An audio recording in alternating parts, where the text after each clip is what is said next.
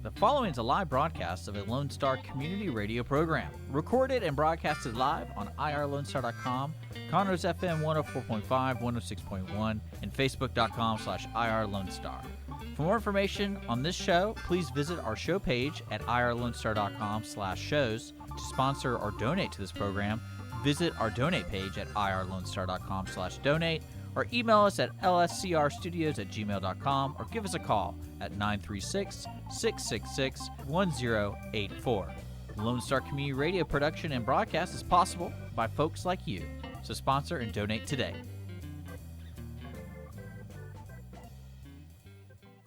You are listening to Lone Star Community Radio on 104.5 KCZWLP Conroe and 106.1 KZCCLP Conroe, and worldwide on irlonestar.com.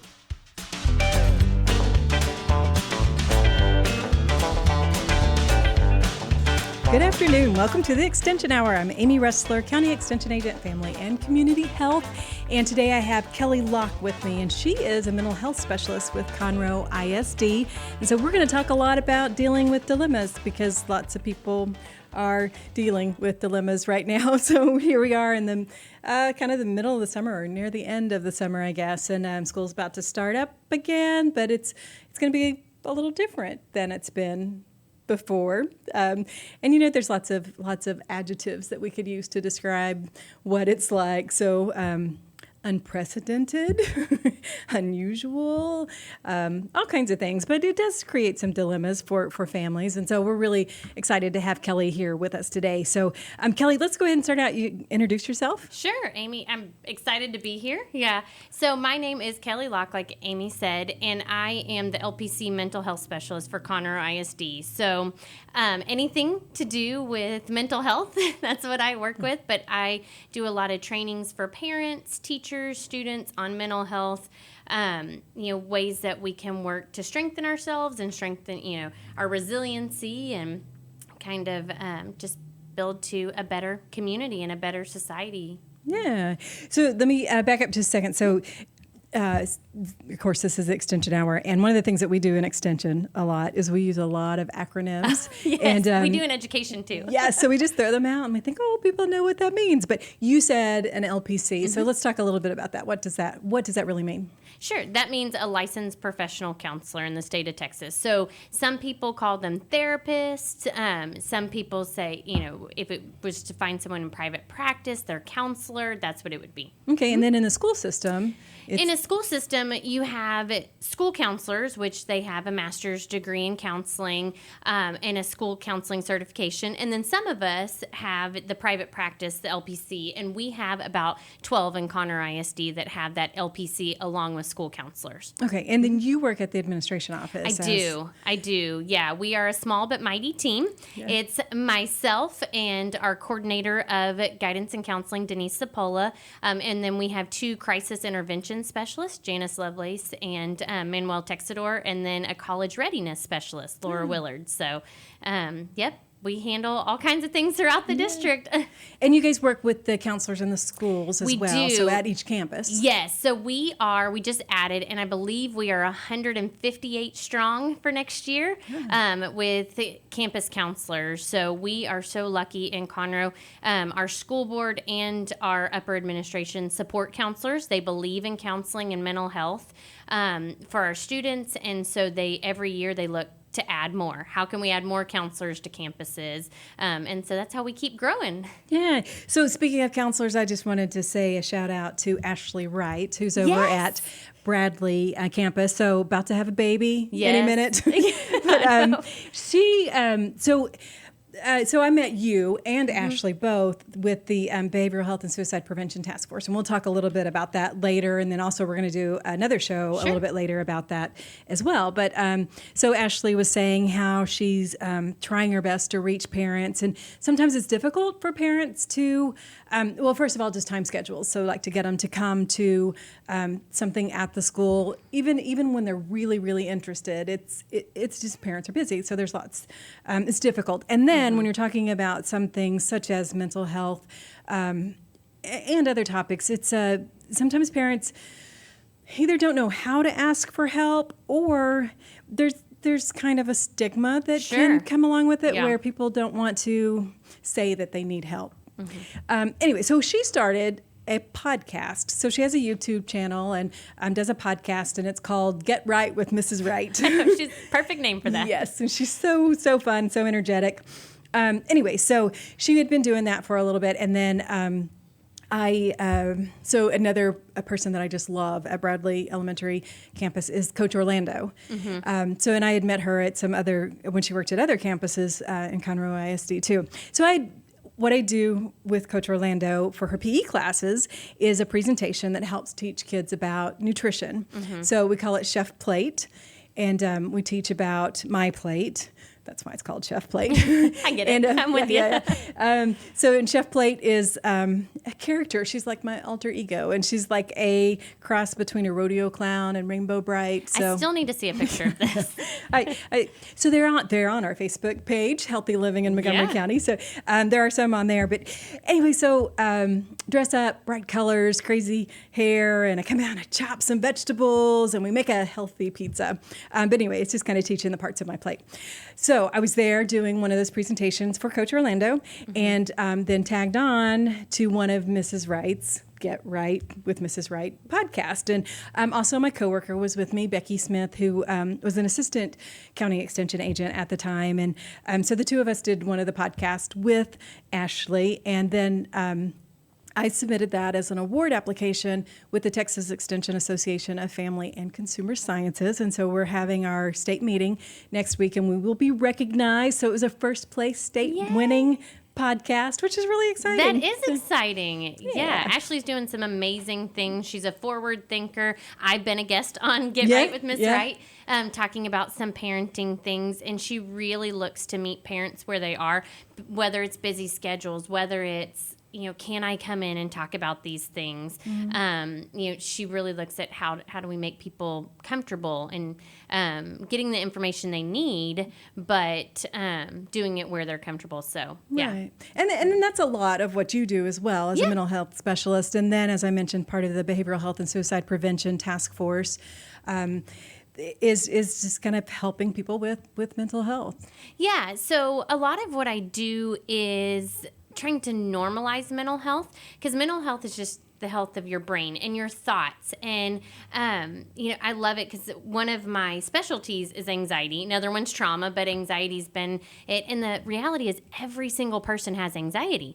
But people will say, oh, I don't have anxiety, I have stress. And I'm like, well, one leads to the other. It's the physical reaction. So it's educating people where they go, oh, so it's not that we need a diagnosis or, to go down that path. It's just every person deals with this. And we're going to have varying degrees of it different times in our life. Right now, you said it's unprecedented. It's stressful. Right. Anxiety's high right now. Other times, anxiety's going to be low, and it's just kind of this wave, that we go through.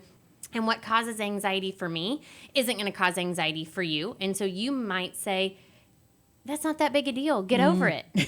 And that's not helpful. I don't know when that's ever helped a person. When someone says it's not that big a deal, when you're really feeling that it is a big deal, or just let it go. And it's like, but this is deep and meaningful for me. So everyone has different meanings and different things that are deep for them. And we just need to recognize that. Even if I'm not on your journey and I don't understand what's causing anxiety for you, I can still relate and say, oh, yeah, I know how that feels. Have some empathy and say, I felt that yesterday. And when people say that, it's breaking down this whole perfectionislittle social media says we got to put our, perfections out there. That's and don't put a bad picture. Perfect life. Yeah, I know. Our little everything's wonderful. I've got beautiful children. I've got a beautiful home. I know. But it's not the reality behind it. And so when you can say, hey, I sometimes struggle too, and for me, like, people laugh, but running late will send me in a tizzy. Like, that kicks up my anxiety. I don't know why. It's just who I am. And I know it's going to be okay. So sometimes I have to talk myself down,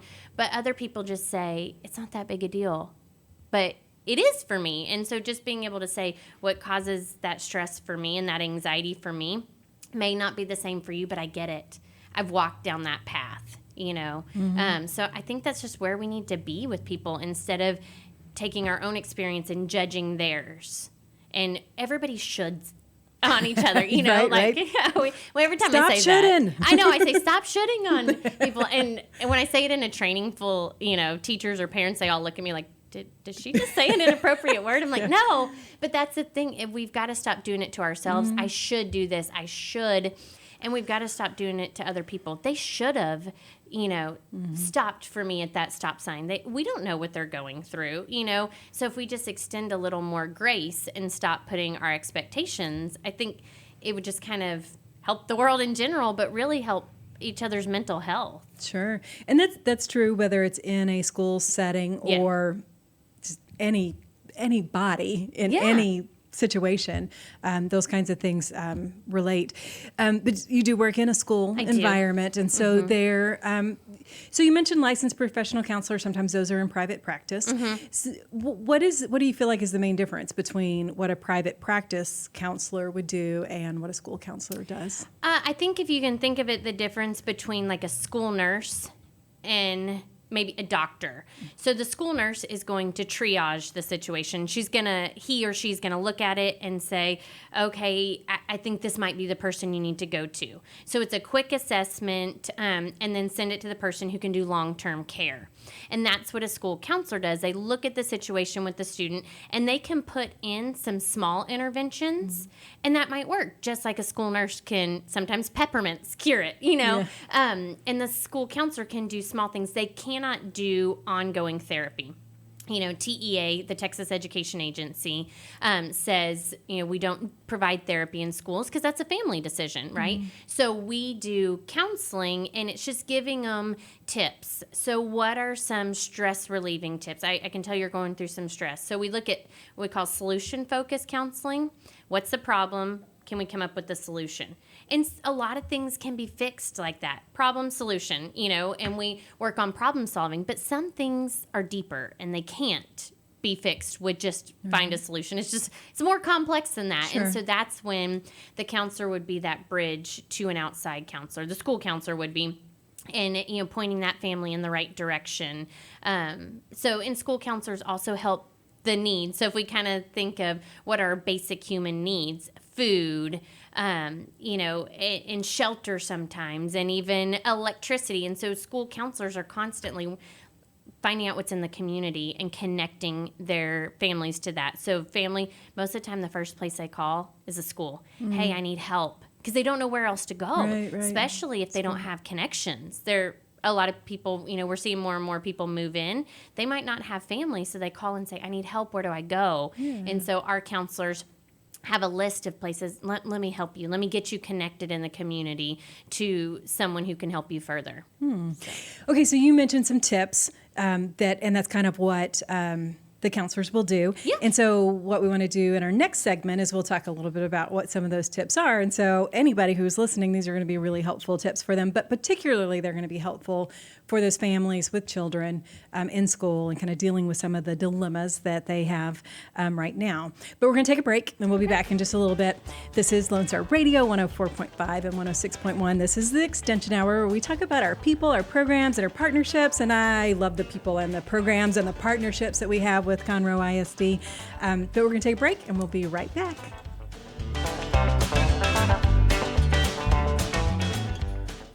Family and community health programs provide science-based education designed to improve the overall health and wellness of individuals, families, and communities.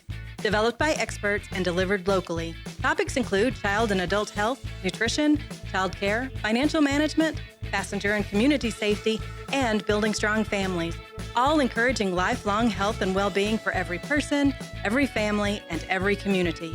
We are Texas A&M Agrilife Extension, helping Texans make their lives better. Lone Star Community Radio is looking for those who are interested in hosting their own talk show. With monthly and weekly slots available on Conroe's FM 104.5, 106.1, and on irlonestar.com. Start your own podcast, create your first YouTube channel, and be on TV. Contact Lone Star Community Radio online at irlonestar.com or call the message line at 647-3776 to take your first step into the radio world. Did you know that there are over 153 million orphans in the world today? The sad reality is 99% of those kids will likely never be adopted. Core Love is an organization right here in Conroe that takes care of orphan children in Haiti, Honduras, and India. We bring the love of Jesus by providing their 6 basic needs of clean water, proper food, healthcare, education, job skills, and a loving home. Visit corelove.org, that's CORELUV.org. Will you help defend the orphan? Hey guys, this is Connor. This is Dick. This is Chris. And we're with the Ticket Stub Podcast every Thursday live at noon on 104.5 and 106.1 FM in the Conroe area. Also, anytime at irlonestar.com. You go to irlonestar.com/TTS. You can find all of our social media. And don't forget, we give away 2 tickets to the Grand Theater on every show. If you like movies and you like complaining or celebrating anything that has to do with the silver screen, check out the Ticket Stub Podcast and join us every Thursday at noon o'clock on Lone Star Community Radio. And welcome back to the Extension Hour. I'm Amy Ressler, and I've got Kelly Locke with me, and we're talking about dealing with dilemmas, because there is just like lots of dilemmas happening now. So, I mean, we say that they're happening now because, like we said, we're in some really unusual times. Mm-hmm. But even besides that, there's still a lot of anxiety that just happens in everyday life. So whether you're in uncertainty or, I guess for some people, even monotony could be a little bit of an anxiety producer. And so Behavioral Health and Suicide Prevention Task Force is an organization that's available here in the county, and it's addressing a lot of different aspects of behavioral health and suicide prevention. And that's one resource that's available. But what we've been talking about here is within Conroe ISD, and actually probably every ISD has some type of mental health program and counseling programs and those kinds of things.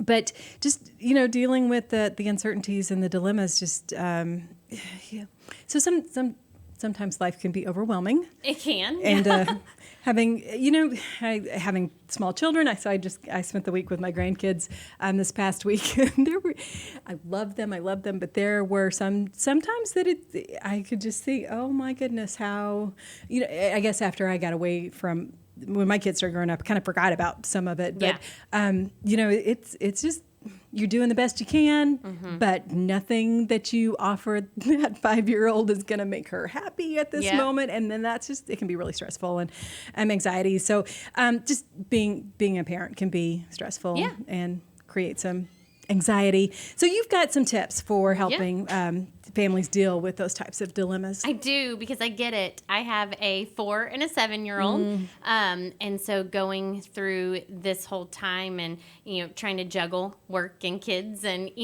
all of it's up and down with stressors. So I get that. So really when we're facing anything, but especially right now with school questions and things, and just being around in the community and things being different, I think the first thing is we just keep talking about like grace, and giving grace to other people is kind of that first step when we have a setback, and looking at other people and realizing that everyone has had a different experience in this time. Even if you're in the same household, you see it. Some kids were disappointed in not going to school after spring break. Other kids were loving it. Woohoo! I know, they're like, what? I love this online learning. That's where I have one. My 7-year-old is social. And she was like, I don't need to go to school to learn. I need to go to school to see my friends. That was what hit her hard. And that was her driving force in it. And so some are disappointed. Some had fun. Some are grieving. They've gone through a loss. It could be small, it could be big. We grieve any loss. It's just when we anticipated something to happen and it doesn't go that way. So whether it was, for our family, it was a music program. And I know that sounds silly, but I literally cried the day it was supposed to happen. Because of this idea that I had with the music teacher. I just wanted my daughter to experience that with an amazing music teacher. And so that was a grieving process for me.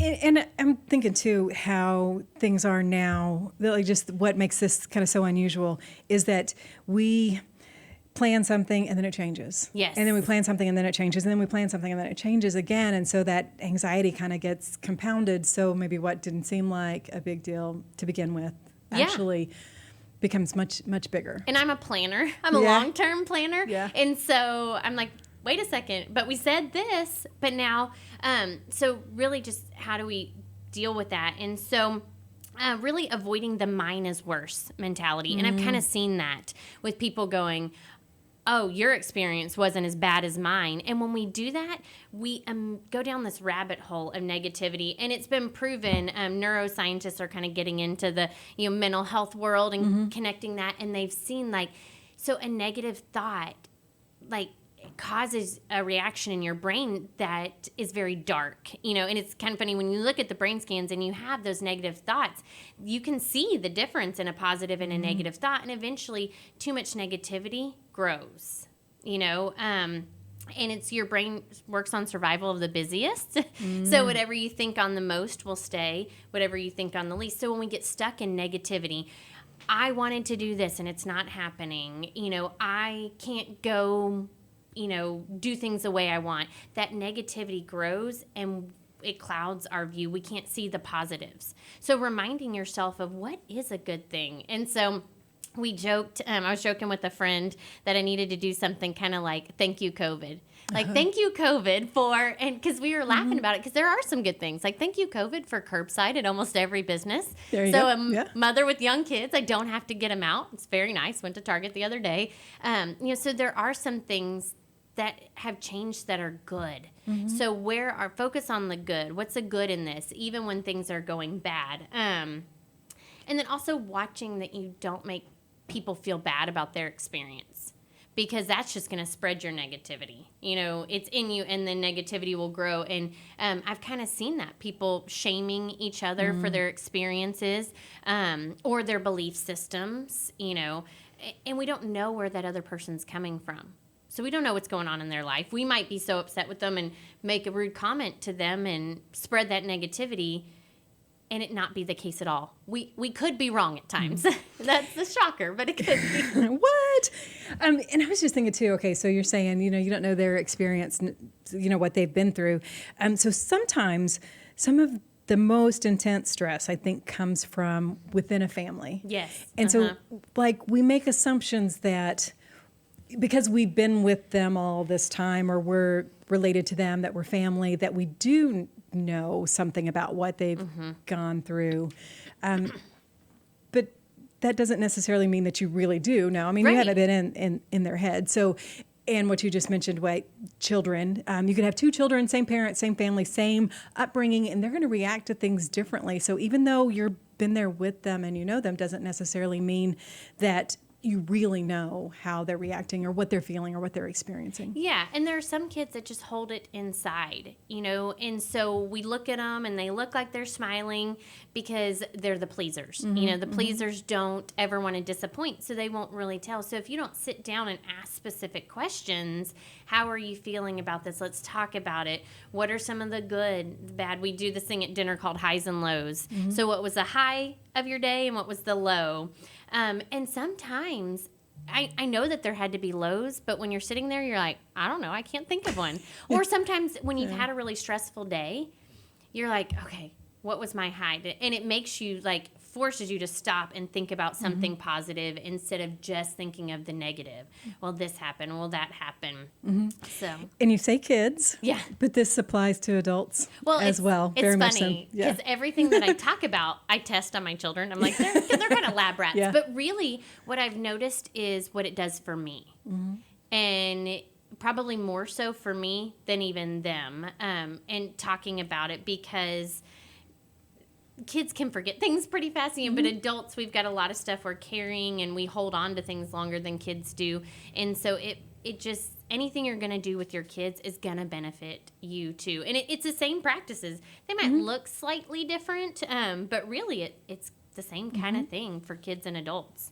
And so when we're talking about parents and what they can do for their kids, at the same time, it's really important that parents take care of themselves as well, because parents spend a lot of time trying to help the kids make sure everything's good. And like, I'm not going to, we put ourselves last often because it's our responsibility to take care of our kids. And then we don't, like you said, I mean, sometimes it helps when you're helping your kids, but then you also have to come back and look at what does this mean for me as a full-grown adult and my adult relationships and responsibilities and that kind of thing. And how do I handle that? Yeah. And we can't tell our kids to act one way and then we act a different way, because they are going to watch you and they're going to do what you do and not what you say. And if you say, you've got to do all of these things, be positive, and then you're not doing that, it's kind of like, wait, what? Yeah. They'll catch you on it. And really, if we're looking at stress, and stress can be categorized in 3 different ways. And we've got positive stress. Everybody's got it. It drives us to do better, right? It's a good thing. We need some stress. Do. I mean, if we don't have any stress, we don't ever leave the couch. I mean, we don't do anything. Yeah, we would. And it's temporary, and then you've got this tolerable stress that kind of hangs out, and it can be more severe, like what we're dealing with now. And then there's toxic stress. And toxic stress is where trauma comes in, and that can actually have lifelong consequences of health issues if it's not dealt with. Heart disease and learning difficulties and anxiety and depression, even cancer. But the one difference between tolerable and toxic stress for a child is the presence of a buffering adult.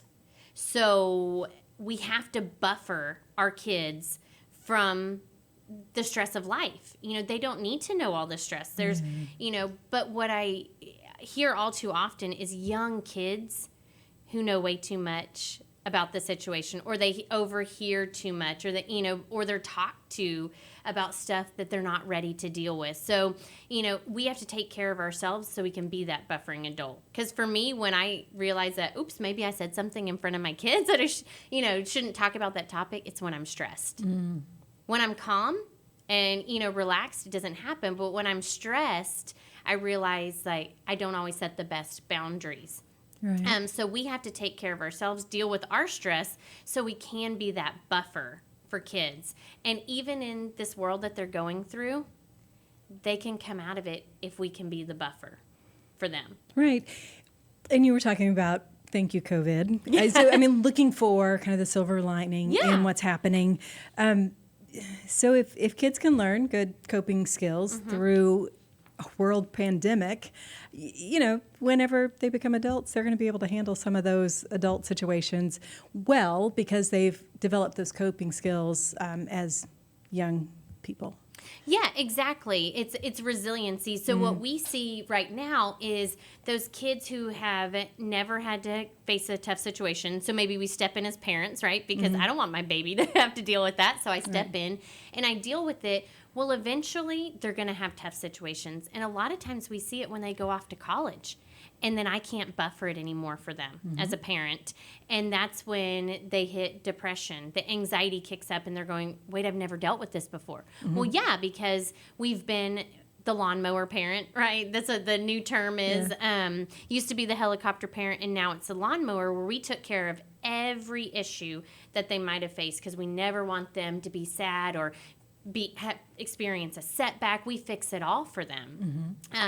But then they don't know how to deal with those. They can't learn just by watching us. It's kind of like in the kitchen. You can't learn to cook just by sitting there watching someone. Right. You have to get in. You got to get burned a few times to realize don't touch the pan, right? Right. And so we can't just, and you can't just read a recipe to your kids and they just know how to cook. So we can't just tell them. We can't just say, watch me handle this situation. They have to do it when there's a safety net at home. So they are going to make mistakes, but then we are that safety net to say, what did you learn from this? How could you do it differently in the future? And then as they get older, they need less of us to be their coach in that, their life coach, I guess you can say. And then they start building up that inner self-talk. Right. And then they can do it on their own. And sometimes it's hard for parents to just it's step totally back hard. You don't want them to see them go through anything. You don't. It's sometimes crushing. You just have to let them experience those heartbreaks and hard times. Yeah, it's really hard to sit back and go, because you know how to do it, right? I'm like, I see it at the end of this road. I know how to put you on the right path, but how did I learn? Well, I experienced it, right? And so I have to give those same opportunities to my girls. Sure. And a lot of times as parents we'll say, oh, those kids, they just don't listen. Yeah. And it's not necessarily that they don't listen, but they do need to go through that path on their own so that they can learn. Yeah. Okay, so we've got some great tips that we are going over dealing with dilemmas. And like I said, works really well for right now with the uncertainty with school and everything. But also it's just good advice for life. But we're going to take another break. Okay. And we'll come back and we'll, because got lots more tips to give here on the Extension Hour, where we talk about our people, our programs, and our partnerships. We're on Lone Star Radio, 104.5, 106.1. We're here on Fridays, 1 to 2 p.m. And the other cool thing about this radio program is that it's podcast, so people can go back and listen. So if they if they wonder now, what was it that Kelly said about that? What were those tips? You can definitely go back and check that out and hear everything that she is saying, because you're giving some really great advice. All right, so we're going to take a break and we'll come back with more great tips for dealing with dilemmas with Kelly Locke.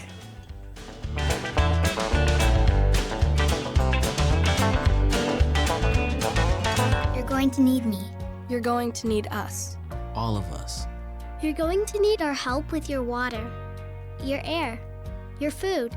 You're going to need our determination, our compassion. You're going to need the next generation of leaders to face the challenges the future will bring. And we promise, we'll be there when you need us. Today, 4-H is growing the next generation of leaders.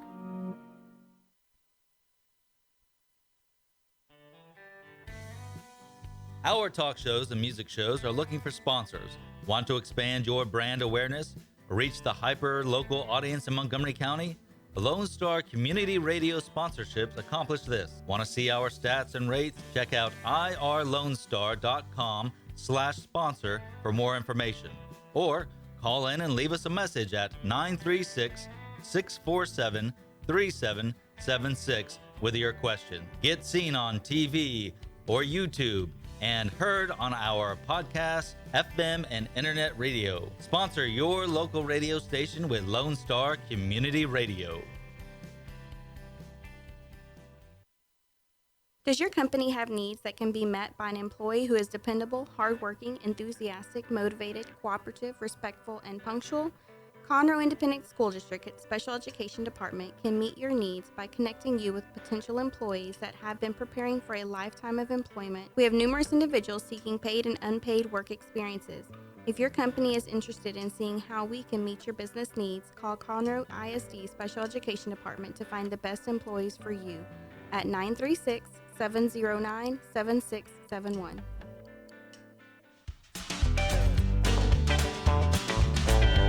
Welcome back to the Extension Hour. I'm Amy Ressler. I've got Kelly Locke with me. We're talking about dealing with dilemmas. Before we get too far into it, though, I want to mention about our 4-H program. So it's part of, it's for kids in 3rd grade through 12th grade. So it's a great supplement to what kids are doing in 4-H. It's lots of opportunities to learn responsibility and community service and leadership, and all of those things help build a child's confidence, which can help them deal with some of those things that we're talking about. So life decisions, life skills that they can just help them deal with. So 4-H is looking a little bit different now, just like everything else in the world right now. But we still have a 4-H program. There's still 4-H clubs that are meeting. Most of their meetings are virtual, but still things that eventually will settle into something that's a little different. People keep saying the new normal, and I heard somebody the other day go, I'm just tired of hearing the new normal. And I don't know if it's new, is it really normal? I mean, or is and what is normal anyway? I mean, we could have a whole philosophical conversation about that. But anyway, if you're interested in the 4-H program, definitely you can check us out. Montgomery County 4-H has a Facebook page, has a website. You can call our office, 936-539-7825, or, come by, see us, wear a mask when you're there. But, so anyway, That's my plug for 4-H because it's a big part of what we do. Oh, I love 4-H. I was in the Montgomery County 4-H growing up. Yes. I did the baking at the Montgomery County Fair and talk about learning some things because I'd have to get the recipe. You know, it was my favorite thing was cheesecake brownies, and I perfected that recipe. I haven't made it in a while, but I love 4-H. Yeah. Well, and what you just mentioned, you know, cooking and in the kitchen and learning, and so we were kind of talking during the break and how that relates to learning things. So learning about how to deal with life. And so we could go bake the cake for our kids, but they need to learn how to bake their metaphorical cake on their own because they're going to have to do it on their own.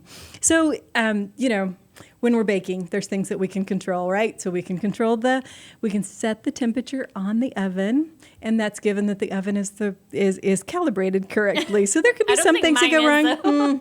And you know, you have you can have exact measurements, or you can kind of estimate. But that's my segue into there's things that we can control and things that we can't control. So let's talk about mental health and thinking about things that you can control. Yeah, because sometimes we can go down a path of just, you know, anger and frustration over things that we can't control.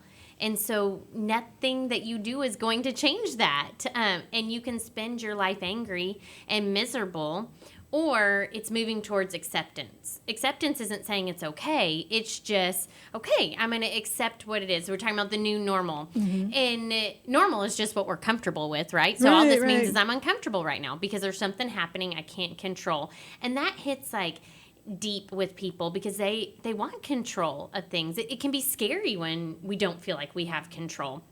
And so really looking at what are the things in our world that we can control. And we have to say, if we can't control it, how do we move towards acceptance? And so things you can control, your attitude, your actions, your behavior, what you eat, who you follow. And that can be taken in lots of different ways, who you follow on social media, but just who also do you look to. So lots of ways for that. And then going with the social media, unfollow. If we're getting upset with people's social media posts, there is the power of unfollow. Or even in cell phones, there is a power to block if it's not good, you know. How I speak to myself. So that self-talk is so important. You know, we are in control of that. Sometimes it feels out of control. The boundaries that I set, sometimes things are coming into our life and they're stressing us, and it's because of boundaries we've set or haven't set, you know, and then how I react. So those are the things we can control. But beyond that, we can't control another person's reaction. We can only control how we act in a situation.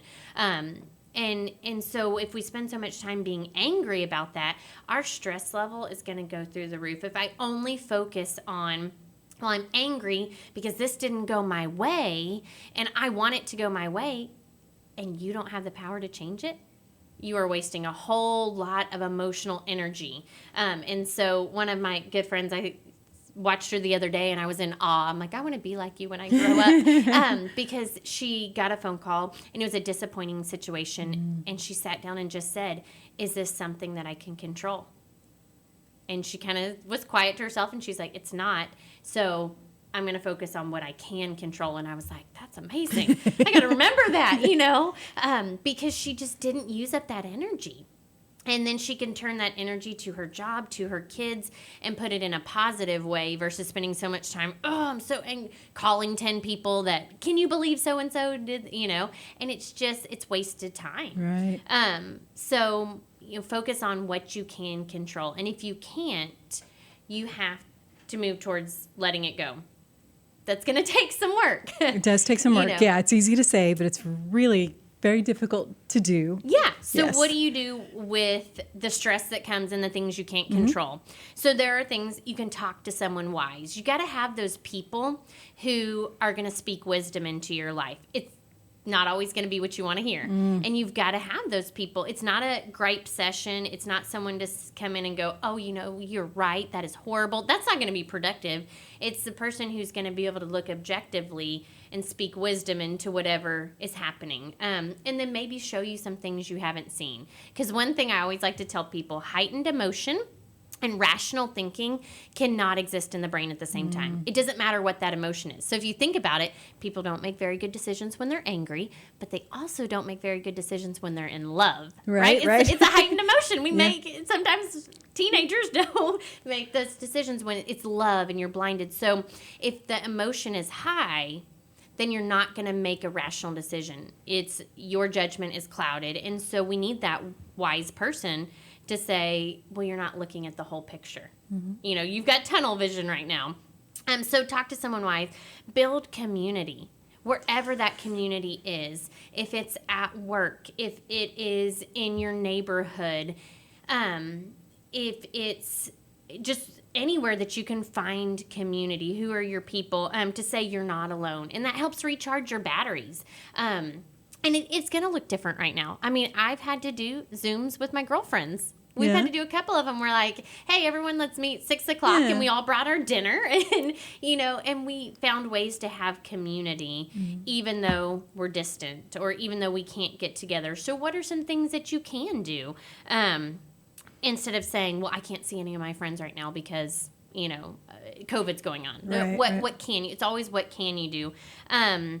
Read or watch something new. So looking at things, if scrolling through social media, it's funny because the research has said we do have a tendency to go to social media when our stress is high as like a checkout. But they've done study after study, and you're actually less happy after going through social media than you are before. And sometimes we're like, this is going to make me happy. I'm just going to de-stress right now. It's like, well, no. Then FOMO, the fear of missing out, kicks up. And then you're like, well, how do they have this and I don't? It's like, so do we need to get off social media? And do we need something that's inspirational? So I always say, like, have your things set, like have your videos that just make you feel good or make you laugh.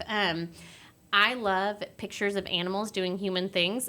I will laugh so hard I cry. And so sometimes my husband will just send those to me and if he knows I'm having a hard day. Or the other day I saw a video of 2 grown men doing they did a video where they're lip syncing to Grease, You're the One That I Want. I cracked up laughing.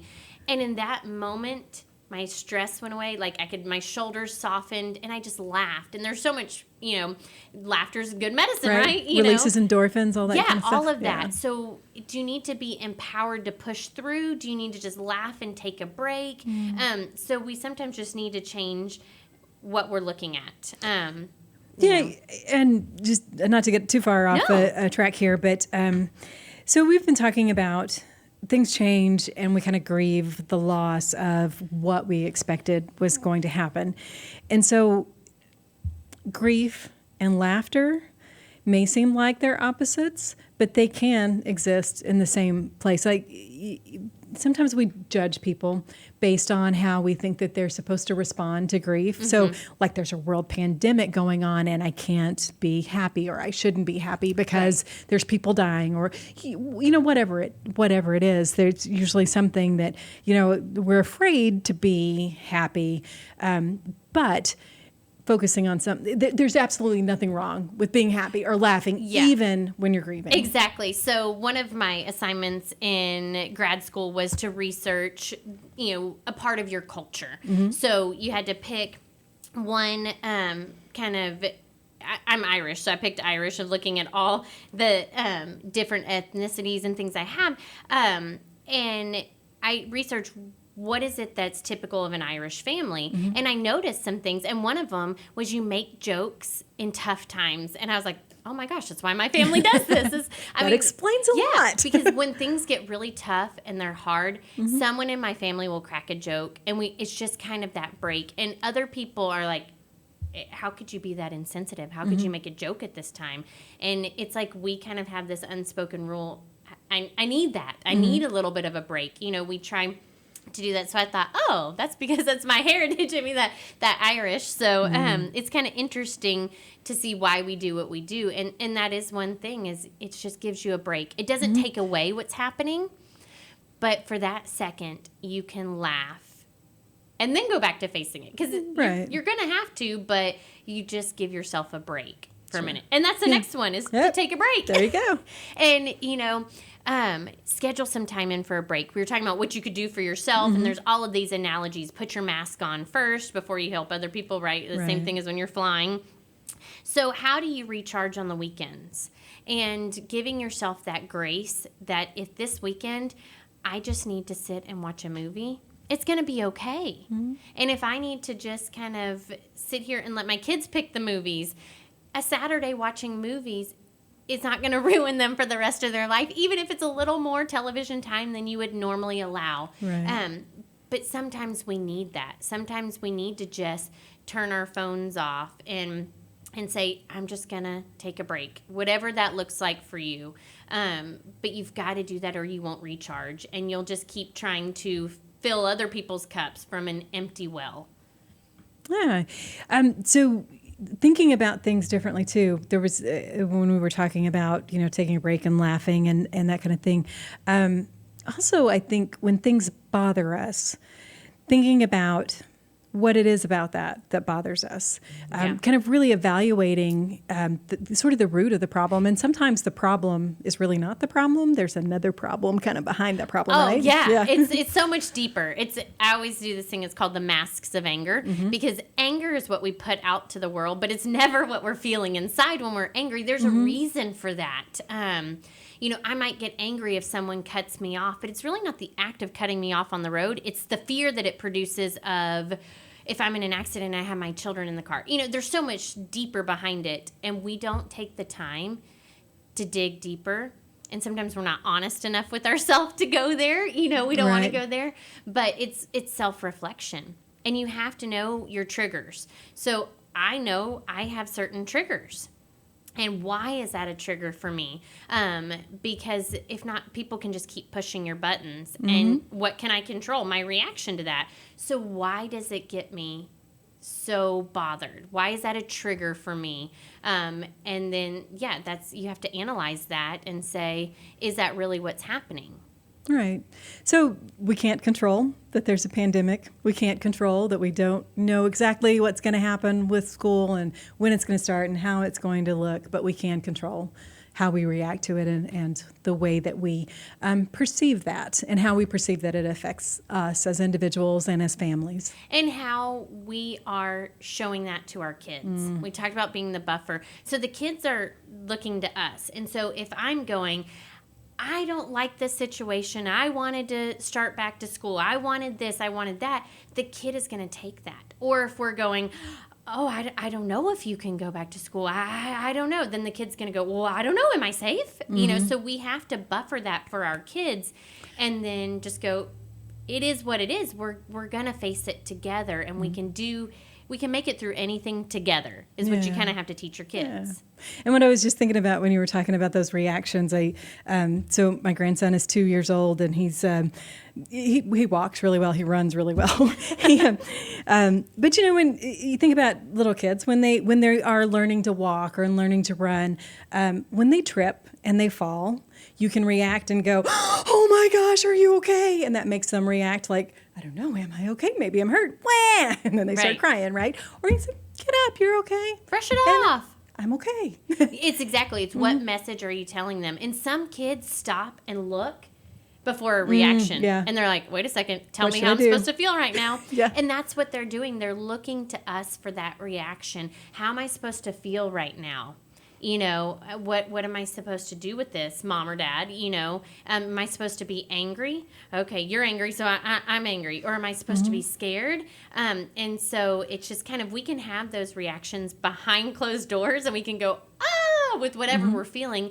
But to them, we have to say, we can do this. We can get through it together. And sometimes that means when something happens, I have to go for a run. Running is my thing. And it's hard right now because it's Texas and it's hot. So summer's hard for me to run. I'm missing it. But once I go on a run, it could be a walk. Whatever it is, there's so much benefit you're getting from that. But it's like I come back with a whole new mindset. So sometimes it's just getting away. And with kids, sometimes one rides in the stroller and the other one's riding her bike, and we go together. And they don't know what I'm working through in my head. And then I come back and I'm like, okay, mommy's ready. But the science behind that is 20 minutes of aerobic exercise will reduce anxiety for 4 to 6 hours. Oh, wow. So you're feeling good. You've got all of the cardiovascular benefits of that, like walking just, you've got getting your heart rate up, running is the same thing. But that anxiety, it's just going to give you. And so if it's in the evening, I mean, that'll take you all the way to bedtime, as a parent. But then there's also the science behind the color green has been proven to reduce blood pressure. So when you're getting out and you're looking at trees, that's reducing blood pressure. So all of those things what can you do? And that might have been why some people in the beginning were feeling really good. Because if you look, how many people were out on walks? And when we went out in the neighborhood, everybody's out on a walk in the evening. Talking about like the beginning of when things kind of started shutting down. Yeah. So people were feeling good. And then it's like as it drags on, I know for me, I was running every day. And then as we got into it, it's like, oh, I'm going to take today off. And then now it's been a while because then it's like, oh, the heat. And I come up with all these excuses sometimes. And so I'm not getting those same benefits as I got before. So I can notice, oh, my anxiety's going up.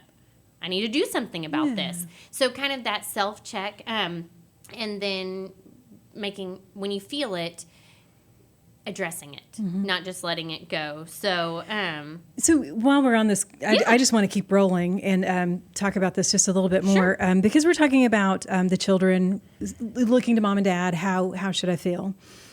And that's assuming that mom or dad, parents have a good understanding of how they feel and kind of why they do what they do. But sometimes not every parent. Parenting doesn't come with a handbook. You don't have to get a license to get. You just become a parent, and sometimes, honestly, before you're ready. And are you ever ready? Yeah, that's a really good point. And then some of the experiences that you have. So a lot of people will say, well, I was raised this way. And so this is just how things are done, even if I don't like it or if I don't feel like it's right. And I'm thinking, too, it's unhealthy relationships and abusive relationships. Sometimes those are perpetuated. People don't like it, but they continue to do it because that's what they experienced and they think that's the way they're supposed to. Yeah. It's scary. There's fear in the unknown.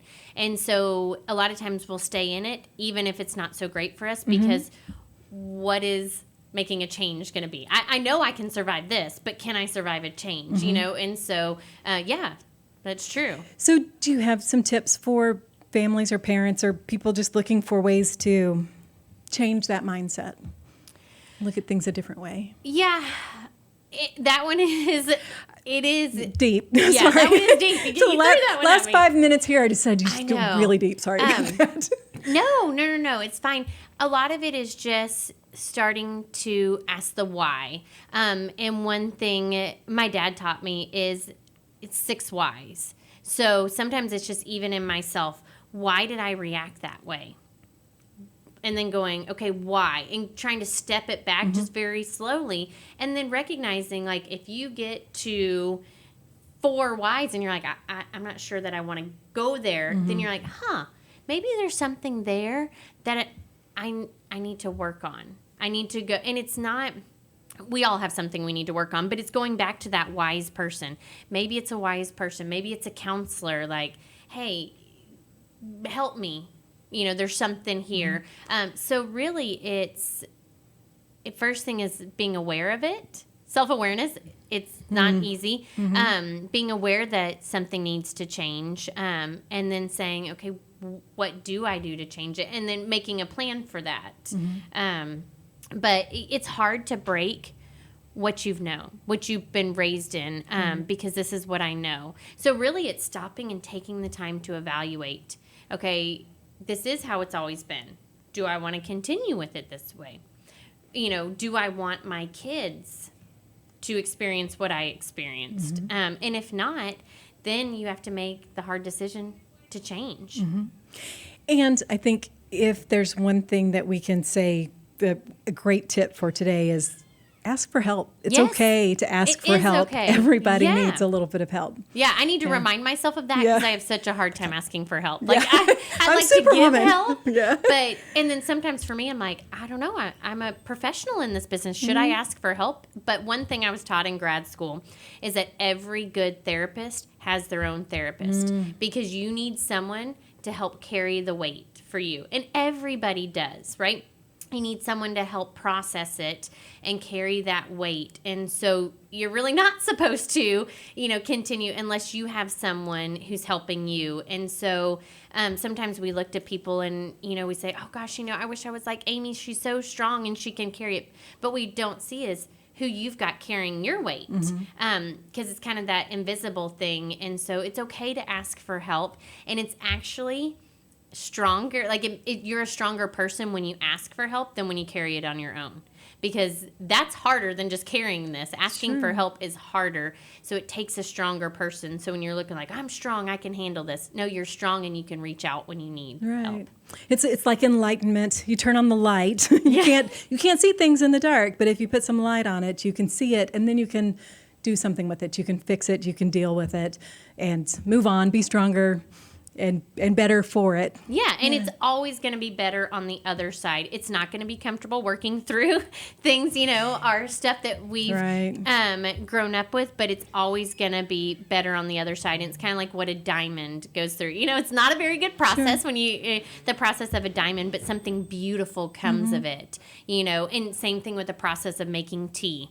Tea starts as a leaf, it gets dropped in hot water. It's uncomfortable, doesn't like it, but then a beautiful thing comes out of it. And so that's kind of what you can think about with all of this growth. And it's going to be difficult in the moment, but something beautiful will come out of it.